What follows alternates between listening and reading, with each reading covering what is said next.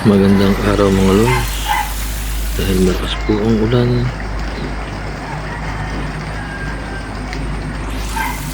ay inayos po natin ang ating tubigin. Tayo po ay nilam na natin ang mga banyo at ang ating mga lagayan ng tubig sa loob para hindi sayang yung ulan. At ito, sinisipon na ako. Huli ako sa paghahakot, dire-diretso. Nang matapos na nga po, ako po ay nagsimula ng magluto. Naghatong tayo. Gamit po natin ay uling sa pagluluto. Tayo po ay maghahanda na para pagsasaing. Yan, ang lakas na ng apoy.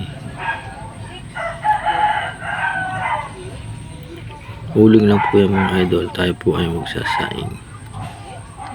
Busy po ako dyan pagkagayak ng ating sasaing habang malakas po ang lurok ng ulan. Salamat po.